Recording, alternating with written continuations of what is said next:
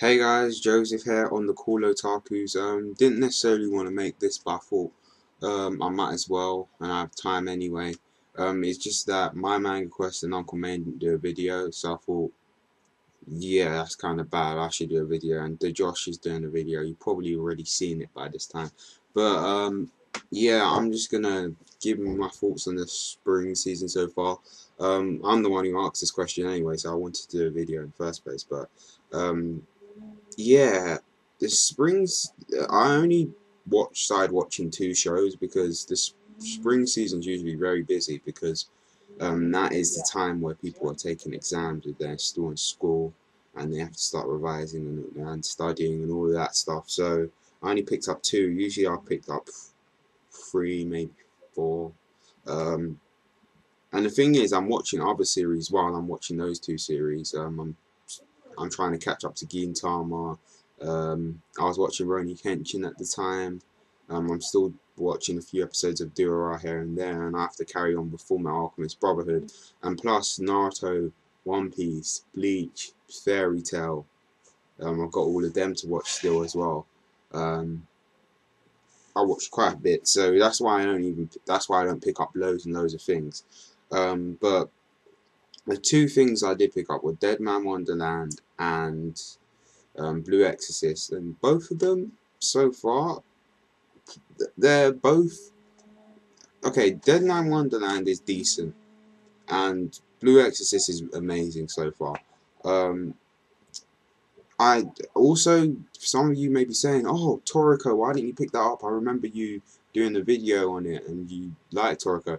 I watched like one episode, which is like the crossover episode. I might have to rewatch it again because I kind of forget things. But I watched that, and then I don't know why I just didn't watch anymore. And then then I wanted to catch up to those episodes. Then I heard that they rushed through the first volume of Toriko in the first few episodes and all this crap about it. So then I was kind of like demotivated. But I will probably pick it up uh, after my last exam. I've got one more exam, and I will probably pick it up, catch up to Toriko while I'm catching up to all of this other stuff I'm catching up to. But yeah, Toriko, the manga's good at least, I know that, and I know X71 you talked about it, and he said it's pretty good, the anime.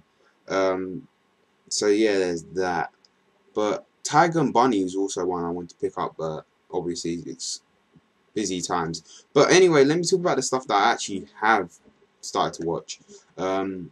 Dead Man Wonderland, or yeah, Dead Man Wonderland. This show is pretty good in terms of story. It's the setting. I kind of like the way it looks visually and the animation, but it really, really does excel in story. I just want to emphasize that. But everything else, it kind of falls flat on its face. I do not like the characters. I do not like Ganta. I don't care for him. I know he's gone through a lot, and I can understand why he's like that, but I just don't care for him. Shiro, I don't care for her. There's the other guy with them. I just don't care for these characters. They're not likable characters. They're just quite annoying. The only two characters I did care for were Crow and and that chick's face. I forgot that chick. The one with the sword. Sam, you know her name. You put it in my comments to my other videos. It started with an M. Like I can't remember her name, but yeah, that chick with the sword. She's pretty cool. But really, I I just don't like the tone of the show overall, and I don't like the characters, and that's really important. Um, what I mean by tone of the show is, let's relate. I know a lot of the uploaders here are big One Piece fans, so let me relate it to One Piece. One Piece can make you feel happy, it can make you feel sad, there's funny moments, there's the big adventure type moments. One Piece can make you feel different moods, put you in different, like, make you feel different things. It goes through totally different themes. At one point is a mystery story in Water 7, and then it changes into this action arc. And you've got the adventure arcs like Sky P. You've got all of this different diversity that the show does. And usually when I go into a show, I want it to make me feel at least 3 different aspects of and themes, if you get what I mean. I want it to not just be set on one tone, and that's the problem with unless it's a comedy. Comedies can just be flat out funny throughout. That's an exception. Or if it's a movie. But if it's a show like this, I want it to try and do more. And Deadman Wonderland just sticks to that same thing. And I heard a lot of good things about this, even before, a year before this show come out. Yokohama was going, oh, this show's amazing, this is amazing, and all that. And for Neverworld, Gohan-san, basically YouTube Anime Mafia, they really like this show, and they really like it, and I just feel it's not really. The thing is, it's not really my cup of tea. I'll put it that way.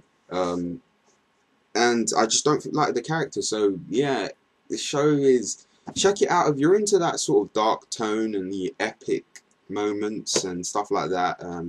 It's set in a prison, obviously. If you're into that kind of stuff, go watch it. I didn't even go over the story, but basically there's this guy called Gantar. Something bad happens in his school. He gets framed. He gets sent to prison. There are these people with blood powers, which is totally sort of a rip-off of Avatar, because Katara had bloodbending, Avatar's beast. And then basically Gant has to go through this prison even though he's framed. He learns blood powers and all this crap, and they have to fight each other to the death battle, and yeah. Anyway, let's go on to the better series, Blue Exorcist. I like this series because it is similar to the other shows that I like. It has so much in it, and the first 3 or 4 chapters, I mean, it has such a deeper meaning to it at some point. It's about this guy called Rin. Rin, he's like looked down on by everybody. But the thing about Rin is he's just trying to improve himself as a person. He keeps on, he's trying to better himself as a person. That's all something we can all relate to. We find out a big plot twist that he's the son of someone very bad. Satan. And his father is an exorcist, which they're on 2 parallel sides basically. So he finds out all of this stuff. I don't want to reveal too many plot twists, but basically something happens, which I don't want to spoil, which makes him want to become an exorcist to kill his dad, who is Satan. That sounds horrible and it sounds pretty devilish, but I don't know. There's something about this. There's something about this that makes it more than just this sort of generic sort of show. Because this has probably been done before. I think it has been. I've got a series, but there's something to it. The way Kaizu Kaito. People are telling me this is a female. People are telling me she's a male. I'm confused, but I think it's a female. I think Kaizu Kaito is a female, but great art style, by the way. But anyway, let's just get back onto the main point. The thing is with Blue Exorcist, it's done in such a way that it doesn't seem generic, which I really enjoy. The way she just tackled the story initially. I don't want to get into spoilers because I really want you to watch it, but there's some deep underlying tones in this. A lot about is, like, in the first 2 chapters, one of the morals in this story was, like, even if your parents seem like they're nagging you all of this all the time, actually they are just looking out for you, and you shouldn't